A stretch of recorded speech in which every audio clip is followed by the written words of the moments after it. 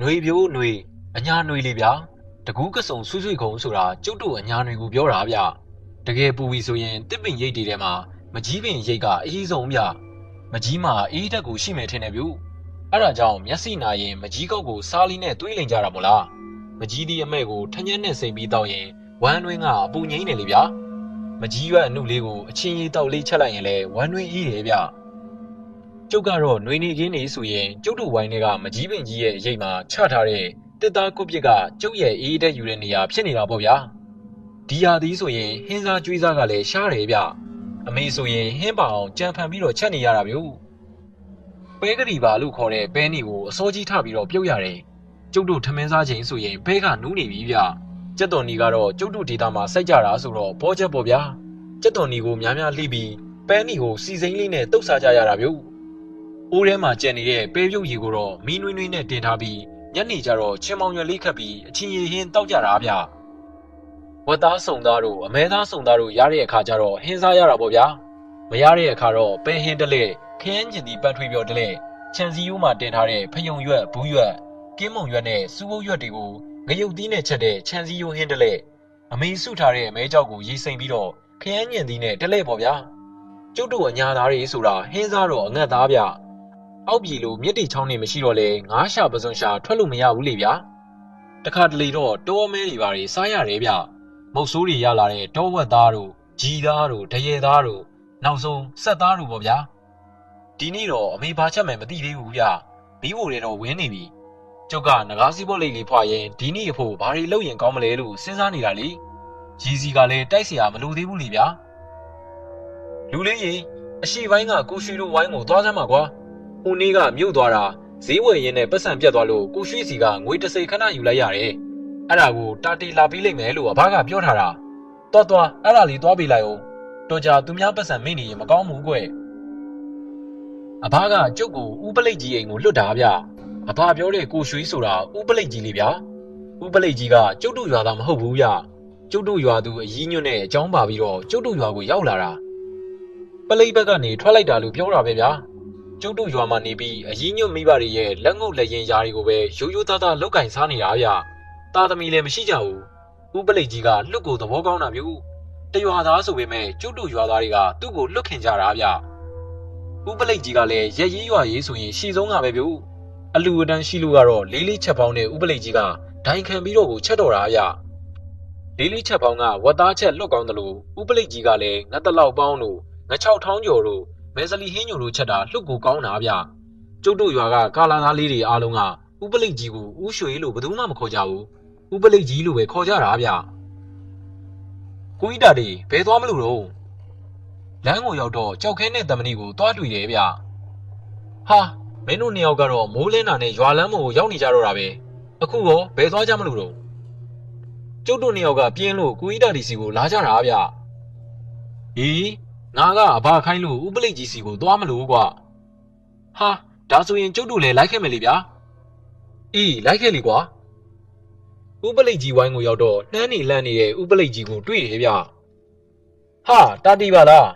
းနောက်မှလူရှုံးနှစ်ယောက်လည်းပါလာတာဟုတ်ကွာတာတီယာမင်းမို့လို့ဒီကောင်နှစ်ကောင်ကိုပေါင်းနေတာဒီကောင်တွေကလူရှုပ်တွေကွာဥပလိတ်ကြီးကကြောက်ခဲတဲ့တမဏီကိုတွေ့တာနဲ့စားတော့တာဗျအောင်မဥပလိတ်ကြီးနော်ကျုပ်တို့ကဘာတွေရှုပ်လို့တော့ဗျဟီး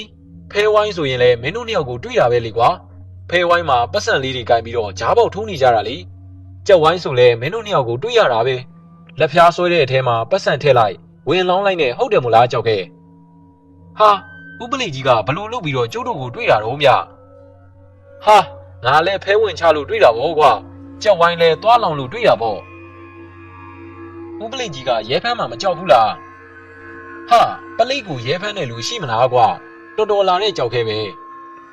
ဥပလိတ်ကြီးကကြောက်ခဲပြောတာကိုသဘောကျပြီးတော့ရည်နေတော့တာဗျနေပါဦးမင်းတို့ငါစီလာတာကိစ္စရှိလို့လားအဘကပတ်စံ30ပေးခိုင်းလို့ဗျမြို့မှာဥပလိတ်ကြီးစီကနေအဘယူခဲ့တာလို့ပြောတယ်ဩဦးညံကလည်းကွာဒါအများအရေးတကြီးလုပ်ပြီးတော့ပေးခိုင်းနေရသေးတယ်ကျုံတော့မှပေးလေရတာပဲဟာကဲဟိတ်ကောင်လေးရောက်တုံးထိုင်ကြအောင်ဟေးလာအကျန်းလေးပါလေးတော့မင်းအကြီးညွန့်ကြော်ထားတဲ့မြေပဲကြော်လဲစားအောင်လက်ဖက်လဲစားကြလာထိုင်ကြဟိ ခြေတန်းရှိအင်ကြီးရဲ့စင်ဝင်အောက်မှာချထားတဲ့တန်းရနဲ့စပွဲမှာဝိုင်းထိုင်ခိုင်းလို့ကျုပ်တို့၃ယောက်လည်းဝင်ပြီးတော့ထိုင်လိုက်ကြတယ်။ဥပလိတ်ကြီးကမြေပဲချုံပကံနဲ့လက်ဖက်တုပ်ပကံကိုချပေးတယ်ဗျ။အကြံကိုလည်းယူလာပေးတယ်။ဥပလိတ်ကြီးအကြီးညွတ်ကောဘဲသွားတော့မမြင်မလားဗျ။ကျုပ်ကဥပလိတ်ကြီးကိုမေးလိုက်တာလေ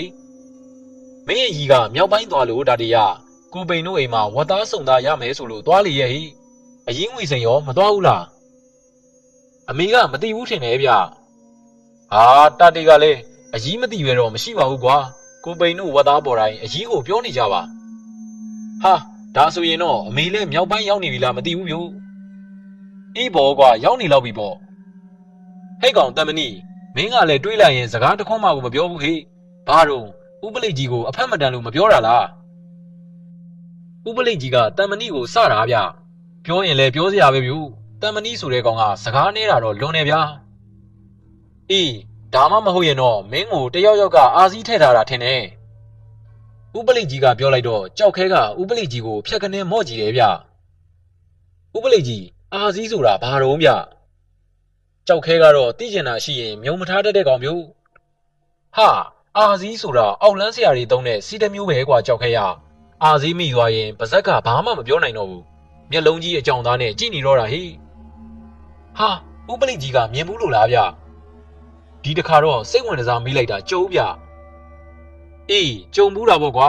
ငါရဲထဲမှာရှိတော့ငါအထက်ကအရာရှိတယောက်နဲ့ငါနဲ့အာစည်းမှုတစ်ခုလိုက်ခဲ့ရတယ်ကွာအာစည်းခတ်တဲ့ကိစ္စပေါ့ဟုတ်လားဥပလိကြီးအေးဟုတ်တယ်ကွာဒါပေမဲ့အာစည်းဆိုတာခတ်တာလားထဲ့တာလားတော့ငါလည်းမသိဘူးဒါတရဥပလိကြီးတို့လိုက်ခဲ့တဲ့အာစည်းအမှုအကြောင်းပြောပြပါလားဗျာမင်းတို့ကသိကျင်လို့လားကွာဟာအရန်ကိုသိကျင်တာဗျဥပလိကြီးကကျုပ်ထက်ဆက်စုတဲ့ကောင်ကြောက်ခဲကဝင်ပြီးပြောတာဗျအေးလေဒါဆိုရင်လေဥပလိကြီးကပြောပြမှာပေါ့ဒီလိုကွာ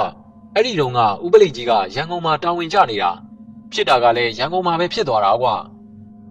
အဲ့ဒီတုန်းကဖိုးစိန်လမ်းမှာအဖွားကြီးညီမရှိတယ်အရန်ချမ်းသာတယ်လို့လည်းပြောကြတယ်နှစ်ယောက်စလုံးကအပြူကြီးတွေကွာအသက်60ရွယ်တွေပေါ့ကွာချမ်းသာတော့ဘာလုံးမှလည်းမလုပ်ကြဘူးဟေ့ဟိုနားမှာဘိုးတော်ဆိုရင်သွားဖူလိုက်ဒီနားမှာမဲတော်ဆိုရင်သွားဖူလိုက်နဲ့အဲ့ဒီအပြူကြီးနှစ်ယောက်ကဘိုးတော်မဲတော်ကိုလှုပ်ဝါဒနာပါတာကွာဒါတရတနေ့မှာတော့ဆရာမြဆိုတဲ့လူတယောက်နဲ့တွေ့ကြတာဟိဆရာမြဆိုတဲ့လူကတကယ်တော့အောက်လန်းကြီးကွာသူ့မှာတရေမွေးထားတာလည်းရှိတယ်ပြရုပ်ကတော့တော်တော်ကောင်းတာဟိအပြူကြီးနှစ်ယောက်ကိုဘာစားကျင်တယ်လဲမေးတာကွာအပြူကြီးတွေကခောက်ဆွဲကြော်စားကျင်တယ်ဆိုရင်ရွှေကနေလေချွန်လိုက်တာဆရာမြရဲ့လက်ထဲကိုခောက်ဆွဲကြော်တို့ကချက်ချင်းရောက်လာတာဟိဒံပေါက်စားကျင်တယ်ဆိုရင်လေဗဇက်ကနေရွှေကနေလေချွန်လိုက်တာနဲ့သူ့ရဲ့လက်ထဲကိုဒံပေါက်တို့ကချက်ချင်းရောက်လာတာကွာဘီလက်ရည်တောက်ကျင်တယ်ဆိုရင်လေချက်ချင်းကိုဘီလက်ရည်ကရောက်လာတယ်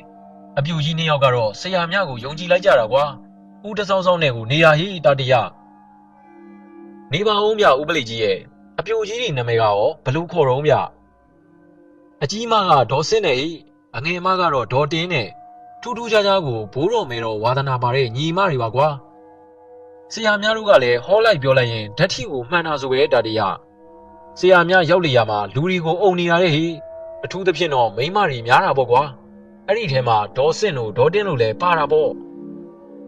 ဘိုးတော်ကိုလူတွေကကိုးဝယ်ကြတာဗျနော်ကြောက်ခဲကလည်းစိတ်ဝင်စားနားထောင်နေရကနေမေးလိုက်တယ်ဗျဟုတ်တယ်ကြောက်ခဲရတကယ်ကိုးဝယ်ကြတာအေးနေအောင်ကွာငါဆက်ပြောဦးမယ်နောက်တော့ဆရာများကဒေါ်စင့်တို့ဒေါ်တင်းတို့တိုက်ထဲကိုတကားမရှိဒါမရှိဝင်ခွင့်ထွက်ခွင့်ရသွားတာဟိတိတ်မကြပါဘူးကွာအပြူကြီးနှစ်ယောက်ကဒိုးစခန်းကိုရောက်လာပြီးတော့တိုင်ချက်ဖွင့်တော့တာသူတို့ပိုင်တဲ့စိန်သစ်တာကိုဆရာများကခိုးသွားလို့တဲ့ဟိဟာစိန်သစ်တာဟုတ်လားဥပလိကြီးဒီတစ်ခါမေးတာကတမဏီဗျအေးကွာတမဏီရအဲ့ဒီအပြူကြီးနှစ်ယောက်ပိုင်တဲ့စိန်လက်ကောက်တို့စိန်ပရက်တို့စိန်လက်စွပ်တို့ပြီးတော့စိန်နဂတ်တို့ထည့်ထားတဲ့တစ်တာတွေဟိတစ်တာကငွေနဲ့လှုပ်ထားတာလေကွာအရှိကတော့တပေလောက်ရှိတယ်တဲ့အဲ့ဒီတစ်တာနဲ့စိန်တဲ့ပစ္စည်းတွေအပြည့်ထည့်ထားတာဆိုပဲဟာဒါဆိုရင်တော့တန်ဖိုးကနဲမှာမဟုတ်ဘူးနော်ဥပလိကြီးကြောက်ခဲကဝင်ပြောပြန်တယ်ဗျကျုပ်ကတော့ငြိမ်ပြီးတော့ပဲနားထောင်နေတာပါဗျာဘယ်နဲ့မလဲကြောက်ခဲရအပြူကြီးနှစ်ယောက်လဲငိုလို့ပေါ့ကွာ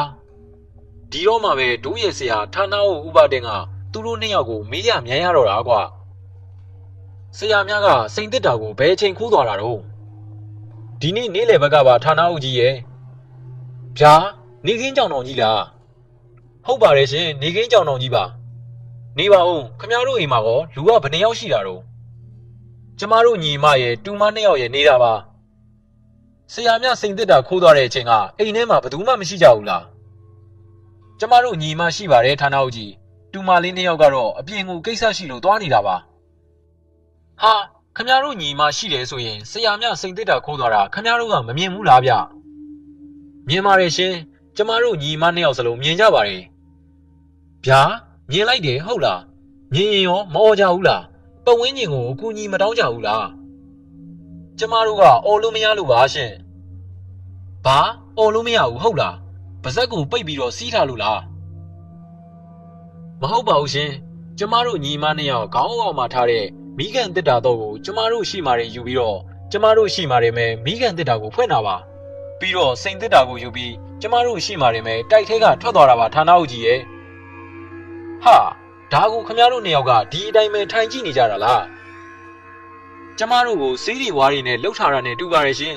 ညီမ2ယောက်စလုံးပါဇက်တွေကဟားလို့မရကြဘူးလှုပ်လို့လည်းမရကြဘူးဌာနအုပ်ကြီးရဲ့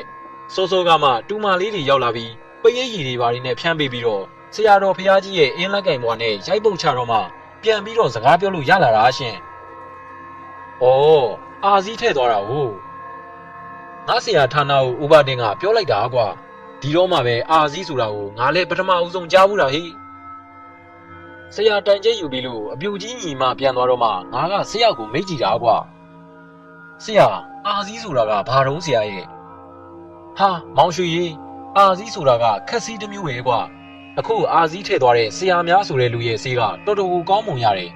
အပြူကြီး2ယောက်ကိုပါဇက်ဟလို့မရတဲ့အပြင်ကျိုးနဲ့တုတ်ထားသလိုပါဖြစ်နေတာမောင်ရွှေရဲ့အဲ့ဒီဆရာများဆိုတဲ့လူအကြောင်းငါကြားဘူးတယ်တော်တော်ကိုစွမ်းတာတယ်ဒီလူကိုလက်ထိတ်ချီထိတ်ခတ်ကျိုးတို့ရင်လေအာလုံးပြုတ်ထွက်သွားအောင်လုပ်နိုင်နေဆိုရဲ့မောင်ရွှေရဲ့ဟာဒီလူကိုဖမ်းဖို့ကလွယ်ပါမလားဆရာရဲ့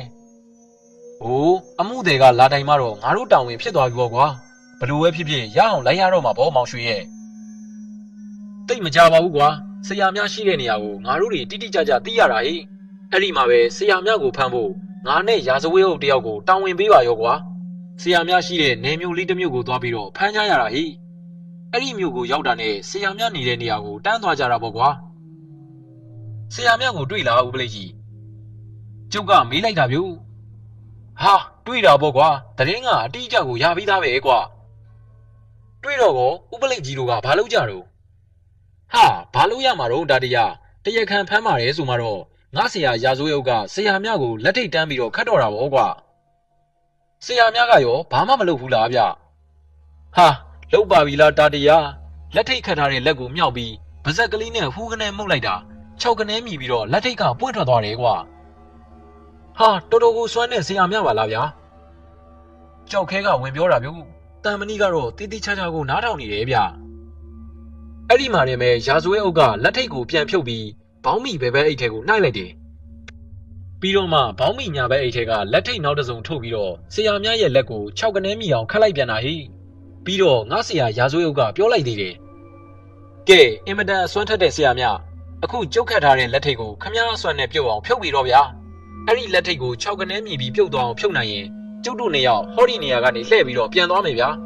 ကဲဖြုတ်ပြီးတော့ဆရာများကအော်ပြီးတော့ရီတော့တာပဲဟိငါဆရာရာဇဝဲအုပ်ကိုစိန်တင်ကတော့ခက်ပြုံးမြုံးမယ်ကွာစီကရက်တလေးကိုမင်းညှိပြီးတော့တောက်နေလိုက်သေးတယ်ငါကတော့ဒီလက်ထိတ်ပြုတ်သွားရင်လူချင်းဝင်လုံးပြီးဖမ်းဖို့စဉ်းစားနေတာကွာဆရာများကစောစောကလူပဲလက်ကိုအပေါ်မြောက်ပြီးတော့ဗဇက်ထဲကလေးနဲ့ဖူကနေမှုတ်လိုက်တယ်မပွင့်ဘူးဟိလက်ထိတ်ကလုံးဝမပွင့်ဘူးကွာဆရာများလည်းချက်ချင်းပဲမျက်နှာပြတ်သွားတယ်ဒီမှာရင်မဲ့သူ့ပညာစွမ်းနေမျိုးမျိုးထုတ်ပြီးတော့လက်ထိတ်ကိုဖွင့်တော့တာပဲကွာရွတ်လိုက်တဲ့ဂါရာဒီမန်နန်ဒီမှစုံနေတာပဲဘလူလုံးလို့မှလက်ထိတ်ကမပွင့်ဘူးဟိဒီတော့မှသူခိုးသွားတဲ့စိန်တစ်တာကိုပြန်သိမ်းပြီးတော့သူ့ကိုလည်းတရက်ဝင်အချုပ်နဲ့ဖမ်းခေါ်ခဲ့ရတယ်ကွာအချုပ်ကျနေတဲ့အချိန်မှလည်းအဆောင်ကိုတေးသေးချာချာချထားရတယ်နောက်တော့လေထောင်ထဲကိုပို့လိုက်တာပေါ့ကွာပစ္စည်းတွေရောအကုန်ပြန်ရလားဥပလိတ်ကြီးရဲ့ကျုပ်ကမေးလိုက်တာဗျလက်စွပ်တကွင်းမဲ့ရော့တယ်ကွာကျန်တာကတော့အကုန်ပြန်ရတယ်ဟာနေပါဦးဥပလိတ်ကြီးရဲ့ဆရာများကိုဒုတိယခတ်လိုက်တဲ့လက်ထိတ်ကဘာလက်ထိတ်မို့လို့တော့ဗျအေးပါကွာမင်းမေးတော့မယ်ဆိုတာငါထင်မိရပါတာတရား အဲ့ဒီလိုလူတွေကိုဖမ်းရင်သုံးဖို့ဆိုပြီးတော့ဌာနဦးဥပတင်ကိုအထက်ဆရာကြီးတွေလုပ်ပေးထားတဲ့လက်ထိတ်တဲကွာဆရာဥပတင်ကပထမန်ခိုင်းကားတဲ့ဟိအဲ့ဒါကြောင့်သူ့မှာအဲ့ဒီလိုတည်တည်ချာချာစီမံထားတဲ့လက်ထိတ်ရှိနေတာပေါ့ကွာအဲ့ဒီလက်ထိတ်ကိုသူ့တပည့်ရာဇဝဲအုပ်ကိုအမိန်နေပါပြီးပြန်ပြီးတော့မှပေးလိုက်တာကွာ။အော်ဒီလူကိုတော်တော်တော့အံ့ဩစရာကောင်းတဲ့လောကကြီးပဲဥပလိကြီးရဲ့ဟုတ်တယ်ဒါဒီတဲလွန်စာမကြံခဲ့တဲ့လူသက်မှုတွေဆိုရင်တေတဲ့လူရဲ့ကိုယ်ပေါ်ကပစ္စည်းတစ်ခုခုကိုယူပြီးတော့တေသူရဲ့ဝိညာဉ်ကိုမေးပြီးအကူအညီတောင်းရတာကွာဟာဟုတ်လားဗျတေသူရဲ့ဝိညာဉ်ကအကူအညီပေးတာပဲလားကျုပ်ကလည်းတေးသေးချာချာကိုမေးတာဗျဟာကူညီတာပေါ့ဒါဒီရသူ့ကိုတက်သွားတဲ့ကောင်ကိုသူလည်းဘယ်ကြည်ပါမလဲ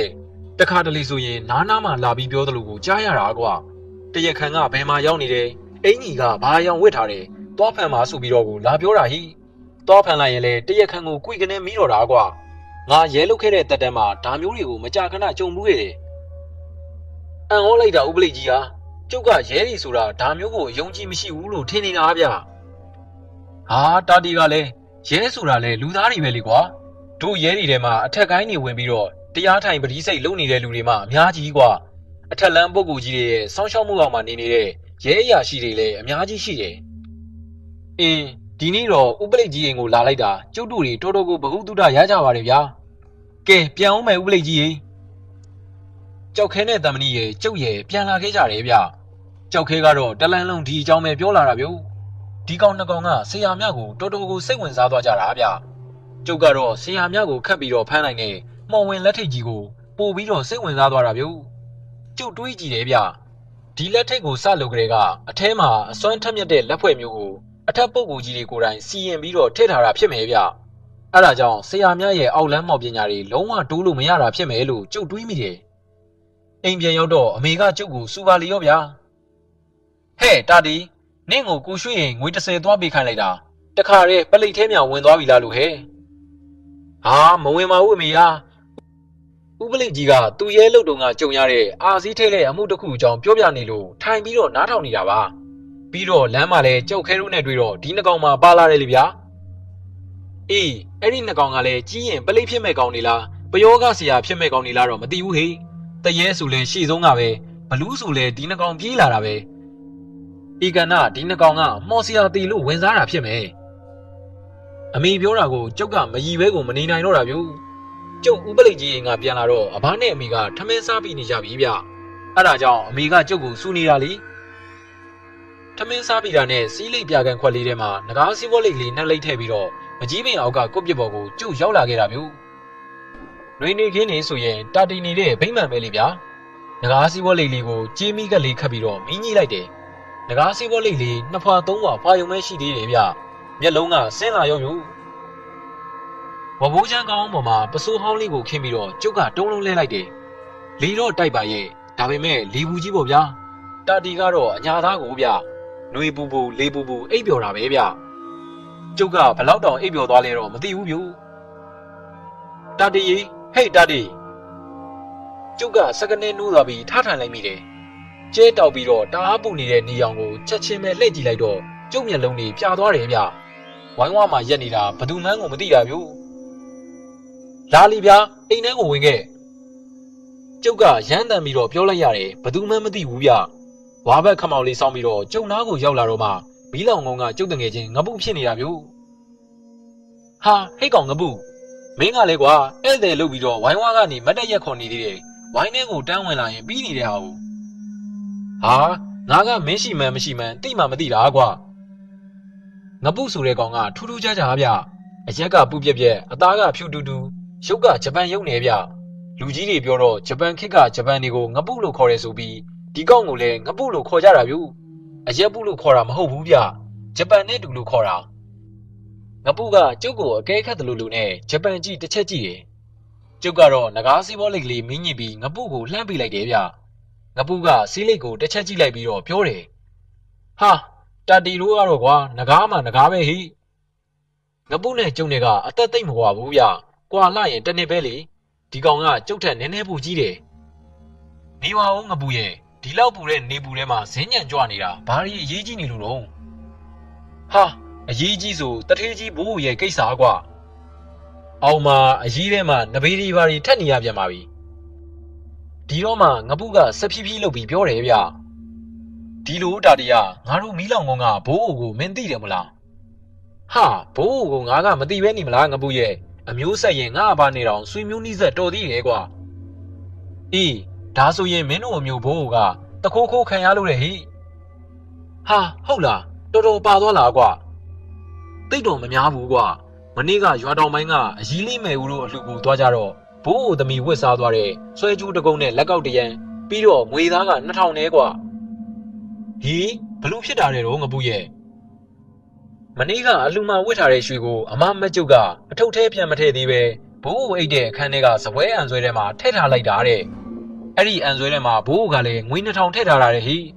ဒါပေမဲ့ညာအိတ်ခံပြီးတော့ဘိုးအိုကအဲ့ဒီအံဆွဲကိုတော့ခတ်ပြီးတော့ကိုသူ့ကောင်းမေးမှာချထားတာဆိုပဲဟာဒါဆိုရင်တကူကအဲ့ဒီတော့ကိုယူပြီးအန်ဆွဲကိုဖွင့်သွားတာပေါ့အေးဟုတ်တယ်ဟိ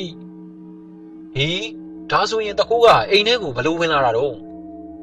အဲ့ဒါခက်နေတာပေါ့တာတီရအိမ်ထဲကိုလူဝင်တဲ့ခြေရလက်ရလဲဘာမှမတွေ့ဘူးကွာတကားတွေကလည်းပိတ်ရက်ပဲတဲ့နေပါဦးတခြားဘာတွေရောပျောက်သွားသေးတော့တခြားကတော့ဘာမှမပျောက်ဘူးတာတီရအခုပြောတဲ့ဆွဲကြိုးတကုံးရဲ့လက်ကောက်တရံရဲ့ငွေသား2000ရဲ့ဒါပဲပျောက်တာတဲ့ဒါဆိုရင်အန်ဆွဲမှာကတော့ကတန်းလန်းချန်ခဲ့တာပေါ့ဟုတ်လားဟာမဟုတ်ဘူးတာတီရတော့ကလည်းဘိုးအိုကောင်းရဲ့ဘေးမှာပဲရှိနေတာတဲ့ကွာဟာမင်းဟာကလည်းဘလို့တော့ငပူရဲ့အေးကွာတာတီရသူတို့ဟာကလည်းစမ်းတော်အစမ်းသားပဲဒါနဲ့နေပါဦးဒီကိစ္စကိုမင်းကဘလို့လုပ်သိတာတော့ကျုပ်ကငပုကိုမေးလိုက်တော့ငပုကငကားစီးပေါ်လိတ်လေးကို2ဖာ3ဖာဖွာပြီးတော့မှပြန်ပြောတာဗျူငါဘာနဲ့ဘိုးအိုနဲ့ကငယ်တငယ်ချင်းနေလေကွာအခုအချိန်ထိဘာမဆိုစိုးတိုင်မင်းကောင်းတိုင်မင်းနေလာကြတာကွာအခုကိစ္စကဘာမှမသိဘူးလေကွာသူ့သားသမီးတွေပဲယူလာလားအပြင်တခိုးလားဆိုတာစဉ်းစားရခက်နေတော့ငါအဘကိုပဲတူးတူးတိတ်တိတ်လာပြောတာကွာဟေးဒါဆိုရင်မင်းကငါ့ကိုဘာလို့လာပြောတာတော့ငပုရဲ့လူကြီးတွေကလူမသိအောင်အုပ်ဆိုင်ထားတဲ့ကိစ္စမဟုတ်ဘူးလားဒီလိုကွာဒါတွေကဘိုးအိုမာကသားသမီး3ယောက်ရှိတယ်လေကွာအကြီးဆုံးကအမမကျုပ်ပြီးတော့ကိုကြီးထွန်းကပြီးတော့ကိုကြီးထွန်းကျော်3ယောက်စလုံးကရိုးတာကြီးတွေကွာဘယ်သူမှလည်းအိမ်အောင်မကြကြဘူးအငယ်ဆုံးဖြစ်တဲ့ကိုကြီးထွန်းကျော်တော်ပဲအသက်30ရှိနေပြီလေသူတို့ညီကိုကအရက်လဲမတော့ဖဲလဲမချမိဘအလုပ်ကိုပဲကျူးကျူးနုံနုံလုပ်ကြတာကွာအခုကိစ္စကသူ့သားသမီးတွေလည်းမဟုတ်နိုင်ဘူးဒါတရဒါပေမဲ့ဘိုးကငါအဘကိုပြောတဲ့ထဲမှာကိစ္စတစ်ခုကနည်းနည်းထူးခြားနေတယ်ဟေးဟုတ်လားဘာကိစ္စများတော့အဲ့ဒီပစ္စည်းတွေမပြောက်ခင်1ရက်2ရက်လောက်ကဘိုးရဲ့သားငယ်ဆုံးကိုကြီးထွန်းကျော်လက်စွပ်ပျောက်သွားတယ်လေကွာသူ့ရဲ့လက်မှာအမြဲဝစ်ထားတဲ့တစ်ချက်သားရှိတဲ့ရွှေလက်စွပ်တဲ့ဟိအဲ့ဒီလက်စွပ်မတွေ့တော့လို့ဘိုးကပြီးတော့သူကဘာမှမသိဘူးတဲ့လက်စွပ်ကလည်းလက်မှာကျက်နေတာတဲ့ကွာမနေချွတ်မှကျွတ်တာဆိုပဲဟာဒီလူသားဆိုရင်လောင်းကစားတစ်ခုခုလုပ်သလားဒါမှမဟုတ်ရီးစားတွေဘာတွေရှိနေပြီလားမှမသိတာကွာဘာလောင်းကစားမှလည်းမလုပ်ဘူးဒါတရရီးစားတွေဘာတွေလည်းမရှိဘူးပြီးတော့ကိုကြီးထွန်းကျော်ကသားသမီး3ယောက်ထဲမှာအလိမ္မာဆုံးဆိုပဲအင်မတန်လည်းနှမျောတတ်တာဆိုပဲကွာကျုပ်ကလည်းဘာမှပြန်မပြောဘဲနဲ့ခေါင်းမဲငိမ့်ပြလိုက်တယ်ပြီးတော့နောက်တစ်ခုကကိုကြီးထွန်းကျော်ကအဲ့ဒီလက်စွပ်ပျောက်သွားပြီးကလေးကငုံငုံငိုင်ငိုင်ဖြစ်နေတာတဲ့ဘိုးထင်တာကတော့သူ့လက်စွပ်ပျောက်သွားလို့နှမျောပြီးစိတ်မကောင်းဖြစ်တယ်ထင်နေတာဟိဒါပေမဲ့တစ်ခါကြရင်တယောက်တည်းစကားပြောနေတယ်ဆိုပဲဘိုးကသူ့သားဘာတွေပြောနေတော့ဆိုတာသိကျင်လို့နားထောင်ကြည့်တယ်ဟုတ်ကဲ့ပါဗျဟုတ်ကဲ့ပါလုပ်ပါမယ်ခိုင်းတဲ့အတိုင်းလုပ်ပါမယ်သူ့သားကိုကြီးထွန်းကျော်ကအဲ့လိုပြောနေတာဟိလူတယောက်ကိုပြောနေတဲ့ပုံပဲဒါတရဟာဟုတ်လားဒါဆိုရင်တော့ကိုကြီးထွန်းကျော်ကိစ္စကမယိုးထင်တဲ့ငပုရဲ့အေးကွာအဲ့ဒါကြောင့်ငါအဘကမင်းစီကိုငါ့ကိုလွှတ်လိုက်တာလေဒီတော့မှပဲကျုပ်ကသဘောပေါက်သွားတာဗျငပုတယောက်နေပူကြီးတဲ့ကျုပ်စီလာရတဲ့အကြောင်းကိုကျုပ်ကသိသွားပြီလေဗျာဘိုးကြီးပျောက်သွားတဲ့ရွှေငွေတွေကကိုကြီးထွန်းကျော်နဲ့ပတ်သက်မယ်လို့မင်းတင်သလားတာဒီဟာဒီလိုတော့လည်းပြောလို့မရဘူးကွာကိုကြီးထွန်းကျော်လက်စွပ်ပျောက်တာရဲ့ငုံငုံငန်ငန်ကြီးဖြစ်နေပြီးတော့လူလေးရင်တယောက်တည်းစကားပြောတာတွေရဲ့ဘိုးရဲ့ပစ္စည်းတွေပျောက်တာရဲ့ကတစ်ခုနဲ့တစ်ခုဆက်ဆက်မှုမရှိဘူးလေကွာငါအဘကတော့တာတီကိုခေါ်ခဲ့ပါကြီးမာနေတာဟိငါလည်းအခုတော့မလိုက်သေးဘူးငပူရမင်းအဘဘိုးဘီတင်ကိုပြောလိုက်ပါအခြေအနေကိုနည်းနည်းစောင့်ကြည့်ပါဦးလို့အေးဒါဆိုရင်လည်းငါပြန်မယ်ကွာဒီကြားထဲထူးခြားတာရှိရင်လည်းငါလာပြောမယ်အေးငပူအခုအချိန်ကြီးလောင်းနဲ့ဆုံးဖြတ်ရတာကမလွယ်သေးဘူးကွာ ပုပြန်သွားတော့ကျုပ်ကဒီကိစ္စကိုတွေးကြည့်တယ်အဖြေကတော့ထုတ်လို့မရသေးဘူးယူသားသမီး3ယောက်မှာ3ယောက်စလုံးကရိုးရိုးကြီးတွေဆိုတော့မိဘရွှေတွေငွေတွေကိုခိုးရလောက်အောင်မိုင်မဲသူတွေမှမဟုတ်တာဗျဒါပေမဲ့ကိုထွန်းကျော်တယောက်တည်းစကားပြောနေတာကတော့စဉ်းစားစရာပဲဗျဟဲ့တာတီစိုးစိုးကလာတာဘသူတော့မီးလောင်ကုန်းကဘိုးဖေတင်ရဲ့သားငပုလေးမေရဲ့ဩဟုတ်ကောင်လားဂျပန်နဲ့တူတယ်ဆိုတဲ့ကောင်လေးဟုတ်တယ်အဲ့ဒါကြောင့်သူ့ကိုငပုလို့ခေါ်တာလေးမေယာအကြောင်းထူးရှိလို့လားဟဲ့အမေကကျုပ်ကိုမေးတာဗျဒီတော့လေကျုပ်ကပြောရတော့တာပေါ့ဗျာဘိုးလိုအိမ်မှာရွှေပြောက်လူဦးတဲ့အမေရဲ့ဟေးနင့်ဘာမျိုးဘိုးလားဟုတ်တယ်အမေရဲ့အဲ့ဒီဘိုးကိုပြောတာဟဲ့သူတို့အိမ်ကြီးကအိမ်ကောင်းကြီးပါတခိုးဝင်နိုင်လို့လားဘယ်ဝင်နိုင်လိမ့်မလို့မေယာဟဲ့ဒါဆိုရင်သူ့သားသမီးတွေများလားသူ့သားသမီးတွေကလည်းလူရိုးလူအေးတွေတဲ့ဒါမျိုးလုံးမဲ့လူမပဘူးတဲ့မေယာဟာဒါဆိုရင်ဘလို့ဖြစ်တာတော့ဟဲ့ကျုပ်လည်းစဉ်းစားလို့မရပါဘူးမေယာနေပါဦးဒီကိစ္စကိုနင့်လာပြောရအောင်နင်ကပလိတ်မှမဟုတ်တာဒီလိုမေယာအဲ့ဒီပစ္စည်းတွေမပြောက်ခင်မှာဘိုးရဲ့သားငယ်ကိုထွန်းကျော်ကငုံငုံကန်ကန်ဖြစ်ပြီးတော့တယောက်တည်းစကားတွေပြောနေတာတယ်ဗျဟာဒါဆိုရင်ထွန်းကျော်များစိတ်ကြောက်ကြရဲ့ဖြစ်ပြီးတော့ပစ္စည်းတွေကိုတနေရာမှာဖွက်ထားလိုက်သလားဒါတည်းရဲ့ဒါလည်းဟုတ်ချင်ဟုတ်နိုင်တာပဲမေအဲ့ဒီကိစ္စကိုအကဲခတ်ဖို့ကျုပ်ကိုလာခေါ်တာဗျဟဲ့နင်ကဘာကိုအကဲခတ်ရမှာတော့ဩကိုထွန်းကျော်ကိုအကဲခတ်ရမှာလေမေယာထွန်းကျော်တယောက်တည်းစကားပြောနေတဲ့ကိစ္စကိုလားဟုတ်တယ်မေရဲ့ညစာစားတဲ့ထမင်းဝိုင်းမှာအမေကအဘကိုဒီအကြောင်းတွေပြောပြတယ်ဗျအဘလည်းကြားတော့အံ့ဩတာပေါ့ဗျာနောက်နေ့မနေ့အိယာကနိုးတော့မြေပဲကြော်လေးနဲ့ထမင်းချမ်းစားတယ်ထမင်းစားပြီးတော့ရင်နွေးချမ်းလေးတော့ငကားစီးဘောလေးလေးဖွာတော့ရှိသေးတယ်ဗျတတီကျုပ်ကဝိုင်းထဲကိုလှမ်းကြည့်လိုက်တော့ကျုပ်ကိုခေါ်ရင်ဝိုင်းထဲကိုဝင်လာတာမီးလောင်ကုန်းကငပုပဲဗျဟာဟဲ့ကောင်ငပုလာလီကွာငါတငယ်ချင်းတော့တခုခုထူးပြီးထင်တယ်ဟိငပုကအိမ်မော်ကိုတန်းတက်လာတာဗျကျုပ်ထိုင်နေတဲ့တန်းရမှာပဲဝင်ထိုင်လိုက်တယ်ပြီးတော့ကျုံငဲ့ထားတဲ့ရင်နွေးချမ်းကုတ်ကိုကျုပ်ကကမ်းပေးလိုက်တော့ကြိုက်ခနဲကောက်တော့လိုက်တယ်ဗျပြီးတော့မှစကားဆပြောတယ်ညကထပ်ပြပြမိတာတည်းဘိုးကြီးငွေ3000ထပ်ပြီးတော့ပျောက်သွားတာတဲ့ဟာဘိုးကငွေတွေကိုဘယ်မှာထားလို့တော့ငပုရဟိုနေ့ကအန်ဆွဲထဲမှာပဲတဲ့ကွာဒါပေမဲ့ဒီတစ်ခါမှာတော့ဘိုးကတော့ကိုဘယ်သူမှမသိအောင်ကိုင်းရဲ့အလဲအန်ထဲမှာထည့်ထားတာတဲ့ဟိတော့အပေါ်ကဆေးရွက်ကြီးအပိုင်းနေတော့အုပ်ထားလိုက်သေးတယ်တဲ့အဲ့ဒီတော့ကိုယူပြီးတော့ဖွင့်သွားတာလားကွာအေးဟုတ်တယ်ကွာငွေတွေဖွင့်ယူပြီးတော့ကိုင်းရဲ့အလဲအန်ထဲကိုတော့ပြန်ထားတာတဲ့ဒါပေမဲ့ခြေရလက်ရကပြက်နေတယ်ဘိုးကိုထားသလိုဆေးရွက်ကြီးနဲ့အုပ်ထားတာမဟုတ်ဘူးတဲ့ကွာဒီအတိုင်းပဲဆေးရွက်ဒီပေါ်မှာတင်ထားတာတဲ့အဲ့ဒီတော့ခြေရလက်ရပြက်နေတာကိုတွေးလို့ဘိုးကအန်ဆွဲဖွင့်ကြည့်တာတဲ့ကွာဒီတော့မှငွေ3000ပျောက်တာကိုသိသွားတာတဲ့ကျုပ်လည်းစဉ်းစားရတော်တော်ကိုကြက်သွားတယ်ဗျတော်တော်တော့ခက်တာပဲငပုရာဒီတော့ကိုကိုယ့်ရဲ့ထဲထည့်ထားတာဘိုးတယောက်ပဲသိတာမလားခိုးတဲ့လူကဘလို့လို့သိတာတော့ဒီကိစ္စကတိတ်လွယ်လွယ်ကူကူတော့မဟုတ်ဘူးငပုရာအေးလေကွာအဲ့ဒါကြောင့်လဲငါအဘနဲ့ဘိုးကမင်းစီကိုလွတ်ပြီးတော့တိုင်ပင်ခိုင်းတာပေါ့ကွာအခုလဲသူတို့လွတ်လို့ငါစိုးစိုးစီးစီးလာခဲ့ရတာဒါတည်းအေးဒါဆိုရင်လဲမီးလောင်ကုန်းကိုငါလိုက်ခဲ့မယ်ငပုရဲ့ကျုပ်ကလည်းအမေနဲ့အဘကိုပြောပြီးတော့ငပုနဲ့လိုက်ခဲ့တာဗျကျုပ်ရဲ့ဆေးလွယ်ကြီးကိုတော့ယူခဲ့တာပေါ့ဗျာမီးလောင်ကုန်းရောက်တော့ဘိုးဖေတင်နဲ့ဘိုးကကျုပ်ကိုစောင့်နေတာဗျငပုတို့အိမ်မှာပဲတွေ့ကြတာငပုပြောလို့ကျုပ်အားလုံးသိပါတယ်ဘိုးအဘတို့အမေတို့လည်းစိတ်မကောင်းဖြစ်နေကြတယ်ကျုပ်ကဘိုးကိုယူယူတီတီပြောပြတာဗျ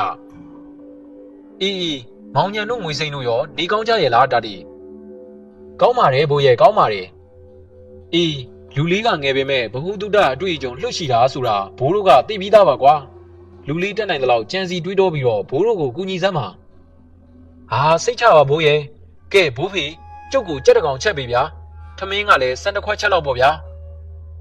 အေးတာတီလူရာတွေအားလုံးကိုဘိုးလုပ်ပြီးမယ်လူရာကပြောကြက်ကကြီးကြီးလားသေးသေးလားခက်ကြီးကြီးချက်ရမယ်ဘိုးရဲ့မဖဲဝါကအရွယ်ကြီးကြီးဗျတခါတလေသူ့ခွေးကြီးနှက်ကြော်ပါလာသေးတယ်။အိုးစိတ်ချကဲငပုမြောက်ပိုင်းကငစင်တို့စီသွားပြီးတော့ကြက်ဝဲခဲ့ကွာ။အော်နေအောင်တာတရအမဲသားရောကျွေးရင်ရလား။ဟာဘိုးကလည်းအမဲသားကျွေးရင်တော့မဖဲဝါကပူပြီးကြိုက်တာဗောဗျ။အမဲသားကဘလို့လို့ရမှာတော့။ရှိတယ်ကွာတာတရ ငပုဒါဆိုရင်ငစင်တို့စီကိုမသွားနဲ့တော့အနောက်ပိုင်းကကိုစိန်တို့ဝိုင်းစီကိုသွားလိုက်ဆက်သွားကအမဲသားတွေလာပို့ထားလို့ရောင်းနေတယ်သွားခက်မြန်သွားလိုက်အခုချိန်ဆိုရင်မကုံလောက်သေးဘူးနှစ်ပိတ်တာလောက်ဆွဲခဲ့မဖဲဝါကိုဝါအောင်ကျွေးမယ်ငပုသွားတာနိုင်ဝက်လောက်ကြာတယ်ဗျပြန်လာတော့အမဲသားတွေပါလာတယ်ည8 နာရီလောက်ကြာတော့ငပုကထမင်းတောင်ထမ်းပြီးကျုပ်တို့နှစ်ယောက်မီးလောင်ကုန်တင်ញိုင်ကိုလာခဲ့ကြတယ်ဗျကျုပ်ကမျက်ကွင်းစည်းကိုနားတွေပါလိမ့်ပြီးတော့ဒိဗသောတာမန်တန်ကိုရွတ်ထားလိုက်တယ်ဟိုတုန်းကလိုနက်ကတော့မခေါ်ရတော့ဘူးကျုပ်နဲ့မဖဲဝါနဲ့ဓာတ်ရိုက်ဆက်သွယ်လို့ရသွားပြီဗျအရင်တုန်းကတော့မျက်ကွင်းစည်းကိုမျက်စိပဲကွင်းလို့ရတယ်ထင်တာဗျဆရာနွန်ဖားနဲ့နောက်ပိုင်းတွေးတော့မှဒိဗသောတာမန်တန်တင်ပေးလိုက်လို့အကြားပါဖွင့်လို့ရတာကိုသိသွားတာဗျအရှိနေထွက်နောက်နေဝင်တောင်တငါကိုမြောက်တူဝန်တွင်ရောက်ရရက်ကနေအမြန်ဆုံးကြွလန်းခဲ့ပါတင်းချိုင်းရှင်မကြီးမဖဲဝါဗျာကျုပ်ကမဖဲဝါကို3 ခါတီတီထပ်ပြီးတော့ပဲ့နေဗျဟောနတ်ကြော်ကြီးရဲ့အတန်ကြားရပြီဗျမဖဲဝါလာပြီဗျခူရီအပေါ်တထောင်လောက်အမြင့်ကနေရွေ့လာတာဗျဒီတစ်ခါမြင်ရတာအပေါ်အနဲ့အောက်နဲ့ဝစ်ထားတာဗျအနက်ရောင်ခရောင်အင်းကြီးဗျအောက်ပိုင်းကတော့အနက်မှာအဖြူရောင်ချိတ်ဆင်ပါတဲ့ထမင်းဗျကျုပ်ပြင်ထားတဲ့ထမင်းနဲ့အမဲသားဟင်းကိုအားရပါရစားနေရင်နဲ့မဖဲဝါကကျုပ်ကိုမော့ကြည့်တယ်မဖဲဝါမီးလောင်ကုန်းမှာဘိုးရဲ့သားတယောက်ကငူတူတူငိုင်းတိုင်နိုင်နဲ့တယောက်တည်းစကားပြောနေပါတယ်သူ့နာမည်ကထွန်းကျော်ပါပြီးတော့ဘိုးရဲ့ရွှေရီငွေတွေလည်းတောက်ဖွင့်ပြီးတော့အခိုးခံရတယ်မဖဲဝါရဲ့ကျုပ်ရဲ့စကားတော့မဆုံးသေးပါဘူးဗျာမဖဲဝါကပြောတော့တာပါပဲတတိမီးလောင်ကုန်းနောက်ဘက်ကတောအုပ်ထဲမှာမော်ဆရာတယောက်ရောက်နေတယ်အဲ့ဒီကောင်ကထွန်းကျော်ကိုတူစည်းနဲ့လှုပ်ထားတာဒီကောင်တူစည်းကတော်တော်အစွမ်းထက်တယ်တာမန်တူစည်းမျိုးမဟုတ်ဘူးသူ့တူစည်းမိထားတဲ့သူကိုသူ့ရဲ့မော်တက်နဲ့လှက်ဆက်သွဲပြီးတော့ခိုင်းနေတာခိုင်းလို့ရတယ်ဒီကောင်ကထွန်းကျော်ကိုဘိုးရဲ့ပစ္စည်းတွေခိုးပြီးသူ့ကိုလာပြီးဖို့ခိုင်းနေတာခိုးပြီးရင်ထွန်းကျော်ကဟောဒီတင်းချိုင်းကိုဈေးရမှာလာပြီးတော့ပေးရတာအခုဆိုရင်2 ခါပြီးပြီဒီညဥုံမှာရှိသမျှငွေတွေရွှေတွေအကုန်ခိုးခိုင်းလိုက်မယ်အဲ့ဒါတွေရရင်တော့သူဒီကနေထွက်သွားလိမ့်မယ်သူထွက်သွားရင်ထွန်းကျော်ကတသက်လုံးယူးကြောင်ကြောင်ဖြစ်ပြီးတော့ကြံခဲ့လိမ့်မယ်ဟာဒါဆိုရင်ဘယ်လိုလုပ်မလို့မဖဲဝါနင်းမပူနဲ့ရော့ဒီဟာကိုယူထားမဖဲဝါကလက်ကိုမြောက်ပြီးတော့လေထဲကလှမ်းယူလိုက်တယ်ဗျအဝိဇ္ဇာတစ်ခုပဲဗျသူထမင်းစားနေတဲ့ကူကြီးရှိကမျက်ပင်နေတဲ့ကိုချပေးလိုက်တယ်အဲ့ဒါကမိဖွားရင်တည်သွားတဲ့မိမရဲ့ထမိန်ပဲနင်းအဲ့ဒီကောင်ကိုဒီထမိန်နဲ့အုပ်လိုက်ဘယ်မော်ဝမခံနိုင်ဘူးအားလုံးပြတ်သွားလိမ့်မယ်ကြံတာကိုတော့ငါဆက်လုပ်မယ်ဒီနေ့ညနင်တို့ထွန်းကျော်ကိုတီးတီးချာချာစောင့်ပြီးတော့နောက်ကနေလိုက်ခဲ့ကြဥအိုရဲ့တောက်ဖွဲ့ထားတဲ့နေရာကိုဒီကောင်ကမော်ဆွမ်းနဲ့တီးတယ်ဟဲ့ဥအိုပိုင်သမျှရွှေတွေအားလုံးကိုထွန်းကျော်ကိုဒီညခိုးခိုင်းမှတီးကြတယ်မဖဲဝါကသူ့လဲစားနတ်ကျော်ကြီးကိုလည်းကျွေးနေခဏနေတော့ပြန်သွားတယ်ဗျကျုပ်ကသူ့ပေးထားခဲ့တဲ့မိတွင်းထဲမှာတည်တဲ့မိမရဲ့ထမိန်ဆိုတာကိုပြေးပြီးတော့ကောက်ယူလိုက်တယ်တင်းရိုင်းတွေကငပြောဘက်ရွက်တရွက်ခူးပြီးတော့ထမိန်ကိုထုတ်ယူခဲ့တယ်ဗျရွာထဲပြန်ရောက်တော့ဘိုးကိုရောဘိုးဖေကိုရောအကြောင်းစုံပြောပြလိုက်တယ်အဲ့ဒီညမှာတော့ဘိုးရဲ့ဘိုးဖေရဲ့ကျုပ်ရဲ့ဘိုးတို့ဝိုင်းနဲ့မျက်စောင်းတို့ကဘိုးပလားရဲ့ဝိုင်းထဲကနေပုံပြီးတော့စောင့်နေကြတယ်တကောင်ကျော်တော့ဘိုးရဲ့ဝိုင်းထဲကနေကိုထွန်းကျော်ကထွက်လာတယ်ဗျလွယ်တလုံးကိုဆလွယ်တိုင်းလွယ်တယ်ဗျကြည်စမ်းတော်တော်ကိုရက်ဆက်တဲ့မော်ဆရာစုပ်ကွာငါသားကိုလည်းယူအောင်လုပ်သေးတယ်ငါပစ္စည်းရှိသမျှကိုလည်းအကုန်ရအောင်ခိုးသေးတယ်တာတီယာဘိုးကိုယ်တိုင်ပဲဒီကောင်ကိုငှက်ကြီးတောင်ဓာတ်နဲ့ပိုင်းပစ်လိုက်ချင်တယ်မလုပ်ပါနဲ့ဘိုးရဲ့ကျုပ်နဲ့မဖဲဝါလုပ်ပါမယ်ဘိုးကအသာလေးပဲကြည့်နေကျုပ်တို့၄ယောက်ကိုထွန်းကျော်ရဲ့နောက်ကိုခက်လန်းလန်းကနေလိုက်သွားကြတယ်ကိုထွန်းကျော်ကမီးလောင်ကုန်တင်းချိုင်းထဲကိုဝင်သွားတယ်ဗျပြီးတော့ဇရက်တိုင်လေးမှမိပြီးအိပ်ပျော်သွားတဲ့ပုံပဲဗျဘိုးလူတွေကိုဘီးဆက်ခြုံခွဲပြီးတော့ပုံနေခိုင်းတယ်ကျုပ်ကတော့မဖဲဝါပေးခဲ့တဲ့မိဖွားရင်းတည်သွားတဲ့မီးနေတဲ့ရဲ့ထမင်းကိုယူပြီးတော့ကိုထွန်းကျော်နဲ့အနီးဆုံးကအုတ်ကူကြီးရဲ့ဘေးမှာပုံနေလိုက်တယ်ကိုတရညက်လောက်ကြတော့လူတယောက်ကတင်းချိုင်းထဲကိုဝင်လာတယ်ဗျလွယ်ကြီးတစ်လုံးကိုဆလွယ်တိုင်းလွယ်ထားတယ်ခေါင်းမာကတော့ရောင်တုံးနဲ့ဗျတူစည်းဘရင်ငမတင်တို့တော့ချမ်းသာပြီဟေ့ဒီလူကကိုထွန်းကျော်လွယ်ထားတဲ့လွယ်ကြီးကိုဟကြည့်ပြီးတော့ပြောလိုက်တာဗျကျုပ်လည်းချက်ချင်းပဲပြေးထွက်ပြီးတော့မဖဲဝါပေးခဲ့တဲ့ထမိန်နဲ့တူစည်းဘရင်ကြီးရဲ့ခေါင်းကစပြီးတော့အုပ်ချလိုက်တာဗျဟေးဘသူတို့ဘာလုပ်တာတော့သူ့ခေါင်းမှာအုပ်ထားတဲ့ထမိန်ကိုသူ့ဖဲတာဖဲလို့မရဘူးဗျမဖဲဝါပေးတဲ့ထမိန်ကလည်းဒီလောက်ကိုစွမ်းတာဗျဟောလာပြီဗျမဖဲဝါလာပြီမဖဲဝါကမော်စရာတူစည်းဘရင်ရဲ့ခေါင်းမှာစွတ်နေတဲ့ထမိန်ကိုဆွဲယူလိုက်တယ်ဒီတော့မှမော်စရာမြတင်ကမဖဲဝါကိုမြင်သွားတာဗျမြတင်နေ့မှာဘာမော်စွမ်းမှမရှိတော့ဘူးမော်စရာကမဖဲဝါကိုသူ့ရဲ့မော်ပညာတွေနဲ့မျိုးစုံလုပ်တာဗျ ဒါပေမဲ့သူ့စီကနေဘာပညာမှထွက်မလာဘူးဗျဟဲ့ကောင်နင်ငါမျက်လုံးကိုတီးတီးခြားခြားကြည့်စမ်းမဖဲဝါပြောလိုက်တော့မော်ဆရာများတွေကကြောင်ကရန်းနဲ့မဖဲဝါရဲ့မျက်လုံးနေနေကြီးတွေကိုလှမ်းကြည့်တယ်ဗျမဖဲဝါကဘာလုပ်လိုက်တယ်လဲမသိပါဘူးဗျာတူစည်းဘရင်ကြီးခွေကနေကိုလဲချသွားတာဗျမဖဲဝါလည်းသူ့ရဲ့မီးနေထမိန်ကိုပြန်ယူပြီးတော့ဖြုတ်ကနေပျောက်သွားတယ်ဗျဒီတော့မှဘိုးလူတွေပြေးလာပြီးမော်ဆရာရဲ့လွယ်ကိုရှာကြတယ်ဗျပထမနေ့ကကိုထွန်းကျော်ခိုးပေးထားတဲ့ဆွေကျိုးလက်ကောက်နဲ့ငွေအကုန်ပြန်ရတာဗျဘိုးကကိုထွန်းကျော်ရဲ့လွယ်ကြီးကိုဖြုတ်ပြီးတော့လွယ်လိုက်တယ်မော်ဆရာကြီးကပြန်ရတဲ့ပစ္စည်းတွေကိုလည်းအဲ့ဒီအိတ်ထဲကိုပဲထည့်လိုက်တယ်ဗျအိပ်ပျော်နေတဲ့ကိုထွန်းကျော်ကိုနှုတ်ပြီးတော့ဘိုးရဲ့အိမ်ကိုကျုပ်တို့အားလုံးပြန်ခဲ့ကြတယ်အိမ်ရောက်တော့ငိုင်းတိုင်းဖြစ်နေတဲ့ကိုထွန်းကျော်ကိုကျုပ်ကအင်းတစ်ချက်ရေစိမ်ပြီးတော့တောက်ပေးလိုက်တယ်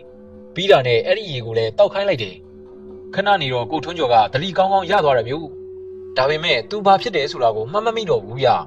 အဲ့ဒီညကကျုပ်လဲမီးလောင်ကုန်းမှာငပုနဲ့အတူတူအိတ်လိုက်ရတာပေါ့ဗျာနောက်နေ့ရောက်တော့လူတွေကျွတ်စီဖြစ်နေလို့ကျုပ်နဲ့ငပုနဲ့ထွက်ကြည့်တယ်ဗျမော်ဆရာကြီးတူစည်းဘရင်ကြီးငမရတင်တော့ယူသွားပြီးကနေရဗျပါဇက်ကလည်းပြောချင်ရတွေပြောလိုက်တချင်းနေဆိုလိုက်ကလိုက်နဲ့လူတွေကအုံကြည့်နေတာပေါ့ဗျာပါဇက်ကလည်းတယောက်တစ်ပေါက်ပြောနေတယ်ဗျဟာဘယ်ကရောက်လာတဲ့အယူလဲတော့မသိဘူးဟေးကလိုက်တာမှကိုင်းနေတာပဲကွာခဏနေတော့အယူကမီးလောင်ကုန်းရွာတွေကနေထွက်သွားတယ်ဘယ်သွားတာလဲတော့ဘယ်သူမှမသိကြဘူးဗျကျုပ်အိမ်ပြန်ရောက်တော့ထမင်းစားချိန်တော့ရောက်နေပြီတတ်ဒီပြန်လာပြီလားနင့်ဘိုးရဲ့ပစ္စည်းတွေရောတရင်ရပြီလားဟဲ့အမေကကျုပ်ကိုစီးပြီးတော့မေးတာဗျပြန်ရပြီမေကြီးအားလုံးပြန်ရပြီဟီးဟုတ်လားငါသားကတဲလဲဆွမ်းပါလားငွေစင်ရဟာကျုပ်ဆွမ်းတာမဟုတ်ဘူးဗျရဲ့မဖဲဝါဆွမ်းတာမဖဲဝါလုတ်ပြီးလို့ပြန်ရတာဗျကျုပ်ကလည်းအကြောင်းစုံကိုပြန်ပြီးတော့ပြောပြလိုက်တာပေါ့ဗျာ